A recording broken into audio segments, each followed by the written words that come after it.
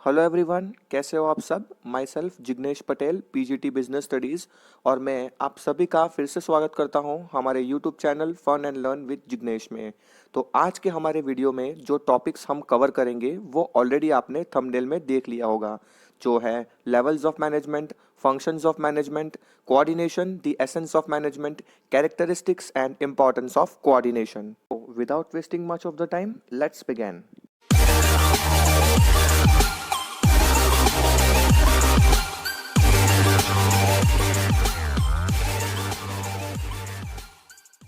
Start करते हैं हम लेवल्स ऑफ मैनेजमेंट से।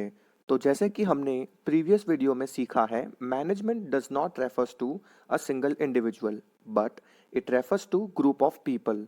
बड़ी बड़ी कंपनीज में बहुत सारे लोग डिफरेंट प्लेसेस पे एम्प्लॉय किए जाते हैं और ये लोग डिफरेंट प्लेसेस पे डिफरेंट एक्टिविटीज़ को परफॉर्म करते हैं, और इन एक्टिविटीज़ को परफॉर्म करने के लिए उन एम्प्लॉयज़ को नेसेसरी अथॉरिटी एंड रिस्पॉन्सिबिलिटी भी दी जाती है। और इस अथॉरिटी डिस्ट्रीब्यूशन से एक चेन ऑफ अथॉरिटी क्रिएट होती है, and this chain of authority is divided into 3 levels which results in creation of 3 levels of management।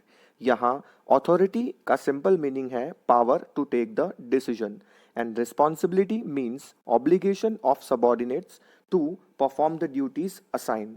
इन दोनों टर्म्स को हम चैप्टर नंबर 4 ऑर्गेनाइजिंग में डिटेल में पढ़ेंगे। तो हमारे मैनेजमेंट के 3 लेवल्स हैं, top level, middle level and lower level और सुपरवाइजरी लेवल। तो पहला है टॉप लेवल मैनेजमेंट।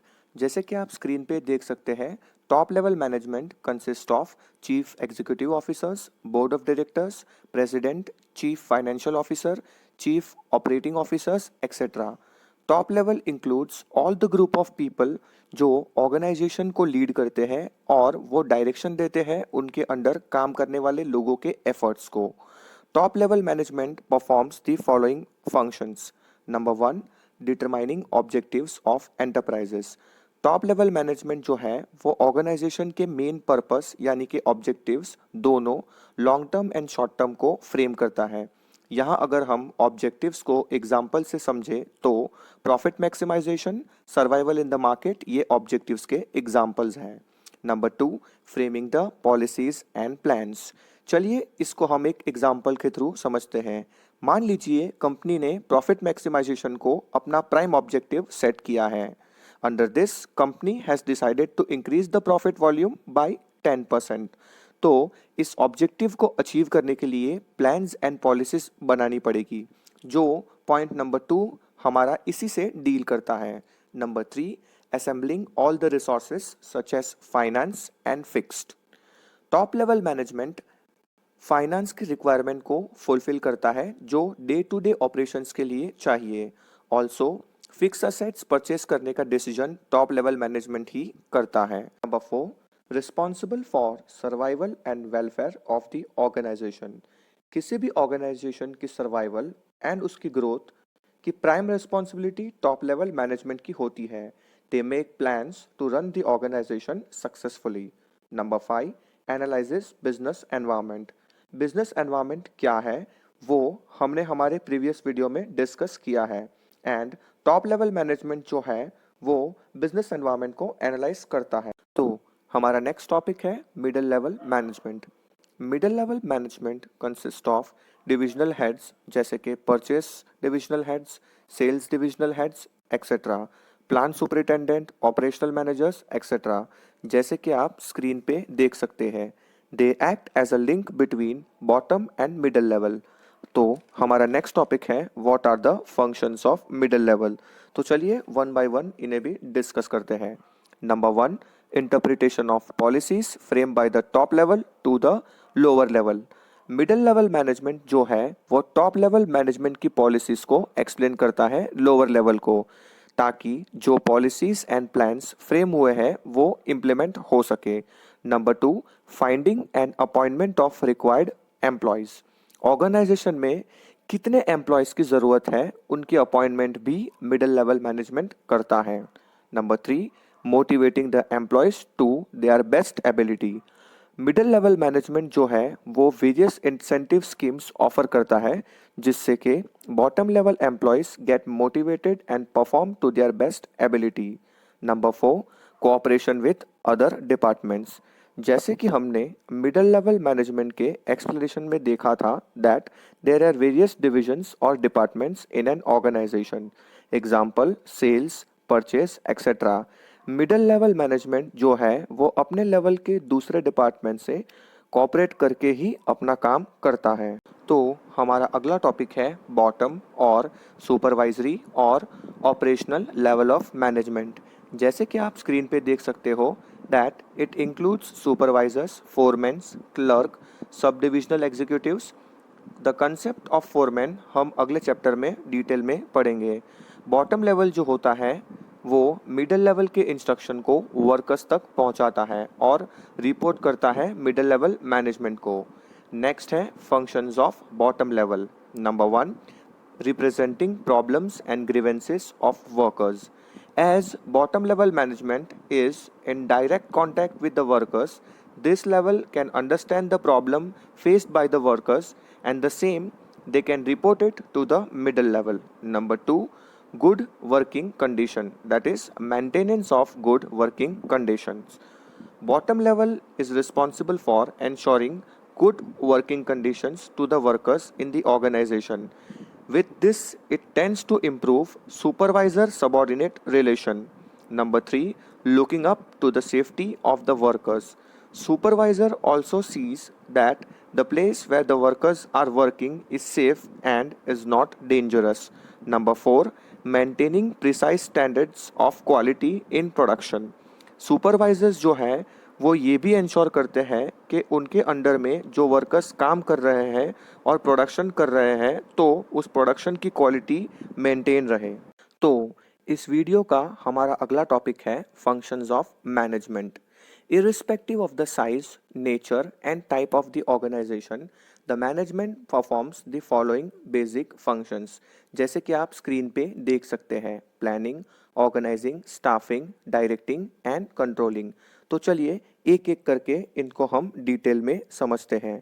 नंबर 1, जैसे कि आप स्क्रीन पे देख सकते हैं, planning is the process of deciding in advance what to do in future and how to do. सब मैनेजमेंट जो है वो एडवांस में अपने ऑब्जेक्टिव्स डिसाइड करते हैं और उन ऑब्जेक्टिव्स को अचीव करने के लिए उसका ब्लूप्रिंट भी डिजाइन करते हैं and that is why it is called as planning. Number 2, organising. In this function different employees को अपनी ड्यूटीज असाइन की जाती है और जो एक्टिविटीज़ का नेचर सिमिलर हो उनको एक ग्रुप में डाला जाता है।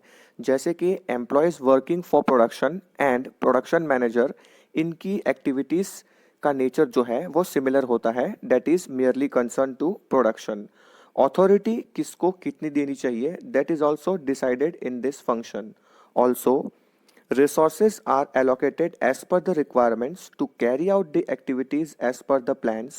All these things combines to define organizing. Number 3, staffing. Staffing is finding right people for right job. इस फंक्शन में ऑर्गेनाइजेशन में कितने एम्प्लॉयज़ की रिक्वायरमेंट है, उनकी क्या क्वालिफिकेशंस एंड स्किल्स की रिक्वायरमेंट है और उनका अपॉइंटमेंट इन द ऑर्गेनाइजेशन, ये सब यहाँ देखा जाता है। Number 4, directing. It is a process of leading, influencing and motivating the employees to perform their task. इसे सिंपल वर्ड्स में समझे तो इस फंक्शंस में प्रॉपर डायरेक्शंस और इंस्ट्रक्शंस दी जाती है जिससे कि एम्प्लॉयज़ मोटिवेट हो। ऑल्सो उनको सुपरवाइज किया जाता है। Also manager act as a leader and guide to help them in the right direction to achieve their goals. Number 5, controlling. Controlling is the process of monitoring organizational performance towards achievement of organizational goals. जैसे कि आप screen पे देख सकते हो, इस function में manager actual performance को प्लान्ड परफॉर्मेंस के साथ मैच करता है। अगर प्लान्ड परफॉर्मेंस के अकॉर्डिंग एक्चुअल परफॉर्मेंस ना हो तो उसके पीछे के रीजंस फाइंड किए जाते हैं और एक्शंस लिया जाता है ताकि एक्चुअल परफॉर्मेंस और प्लान परफॉर्मेंस मैच हो जाए। This is called as controlling in simple language. ये सारे फंक्शंस जो अभी हमने पढ़े इनके ऊपर सेपरेट चैप्टर्स एनसीईआरटी के टेक्स्ट बुक में हैं, जो हम आने वाले वीडियोस में डिटेल में पढ़ेंगे। अगर आपको वीडियो में कोई भी डाउट है तो आप नीचे कमेंट सेक्शन में मुझे पूछ सकते हो। तो चलिए अब हम चलते हैं हमारे अगले टॉपिक पे जो है कोऑर्डिनेशन। जैसे कि आप स्क्रीन पे देख सकते हो that coordination synchronises all the functions of management, जो अभी हमने पढ़े। कोऑर्डिनेशन को क्यों एसेंस बोला गया है मैनेजमेंट का? क्योंकि कोई भी फंक्शंस हो उसे परफॉर्म करने से पहले वहाँ कोऑर्डिनेशन का होना बहुत ज़रूरी है। ऑल्सो कोऑर्डिनेशन हर एक लेवल पे होना चाहिए। कोऑर्डिनेशन को चलिए हम एक एग्जाम्पल के थ्रू समझते हैं। मान लीजिए टॉप लेवल मैनेजमेंट ने सेल्स वॉल्यूम को 10% इंक्रीज करने का प्लान बनाया है, और अगर due to faulty communication top and middle level का कोऑर्डिनेशन नहीं हो तो इस टारगेट को अचीव नहीं किया जा सकता। अब हम चलते हैं हमारे नेक्स्ट टॉपिक पे जो है कैरेक्टरिस्टिक्स ऑफ कोऑर्डिनेशन।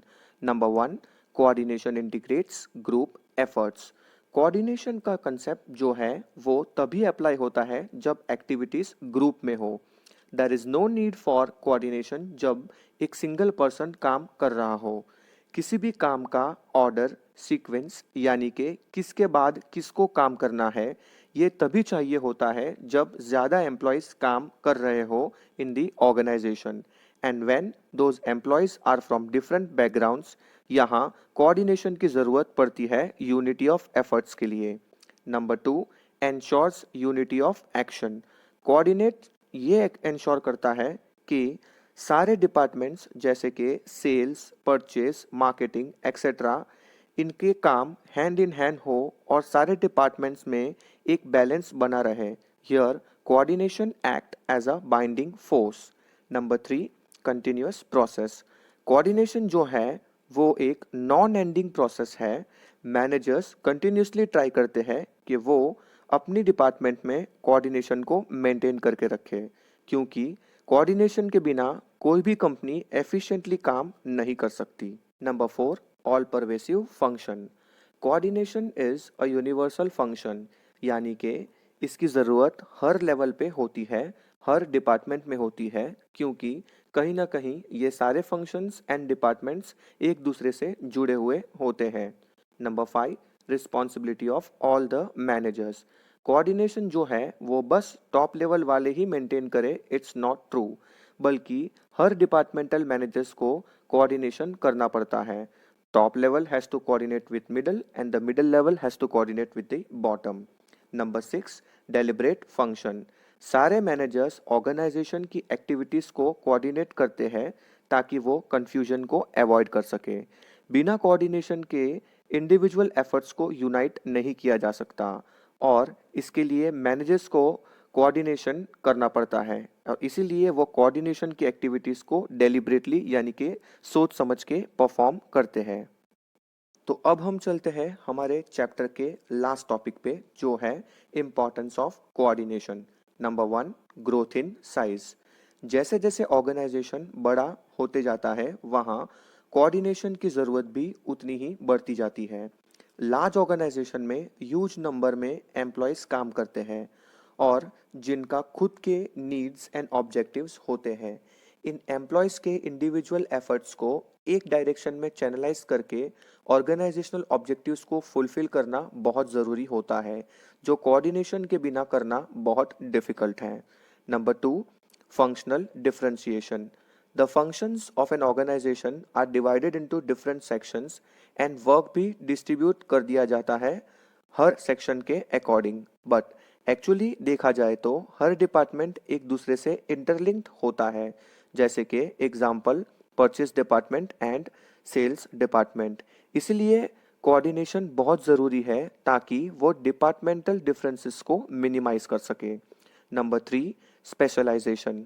बड़ी बड़ी कंपनीज में हर एक डिपार्टमेंट के लिए well qualified and skilled persons appoint किए जाते हैं और वो अपने डिपार्टमेंट के डिसीजंस खुद लेते हैं।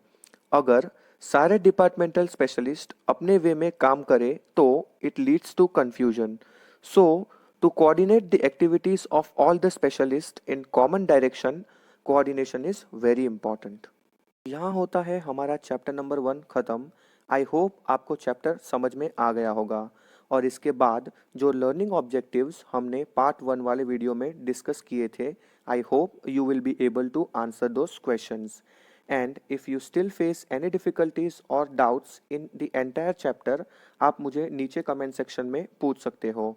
और अगर आपको हमारे चैनल की वीडियोस, कंटेंट्स और एक्सप्लेनेशन अच्छे लगे हो तो इसे ज़्यादा से ज़्यादा शेयर करें। As it is rightly said, knowledge increases by sharing. जय हिंद, जय भारत, स्टे सेफ।